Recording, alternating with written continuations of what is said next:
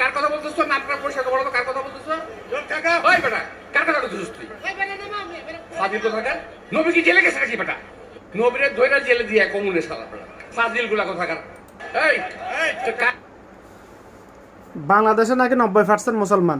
আমি এটা উস্কানিমূলক বলতেছি না, এটা আমার ইমানি জজবা।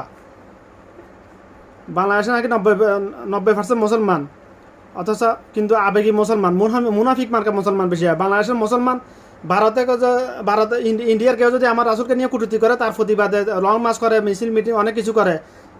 ইসরায়েলের বিরুদ্ধে লং মার্চ করতেছে, কোটি কোটি টাকা খরচ করতেছে, কিন্তু নিজ দেশে এই নাস্তিক জানোয়ার, যারও সন্তান আমার রাসূলকে নিয়ে এরকম কথা বলার পরে এখনো জিন্দা থাকে কিভাবে? এর তো দুনিয়াতে থাকা হারাম হয়ে গেছে। এটা তো আমার কথা না, এটা আমার আল্লাহর কথা, এটা আল্লাহর বিধান। এটা এর জন্য দুনিয়াতে থাকা হারাম হয়ে গেছে, কোনো অপশান নাই, কোনো ছাড় নাই। কিন্তু বাংলাদেশে কোনো আলেম সমাজ আজকে এই জানোয়ারকে নিয়ে, এই যারও সন্তানকে নিয়ে কোনো কথা বলেছে? বলে নাই। সে আবার রাজনীতি করতেছে নাকি? সে বলে আবার রাজনীতিবিদ, এমপি মন্ত্রী হবে সে। তো এরকম মুনাফিক নাস্তিক যারা সন্তান যদি এমপি মন্ত্রী হয়, তাহলে দেশের কী অবস্থা হবে, ইসলামের কী অবস্থা হবে?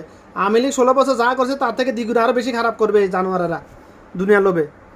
এর বিরুদ্ধে অবশ্যই বাংলাদেশের অতি সত্বর প্রশাসনিকভাবে আইনানুগ ব্যবস্থা নেওয়া অবশ্যই দরকার। একে গ্রেফতার করা অবশ্যই জরুরি। এটা বাংলাদেশের মুসলমান ইমানি দায়িত্ব এটা, কারণ এর দুনিয়াতে থাকা হারাম হয়ে গেছে এটা, এই জন্য।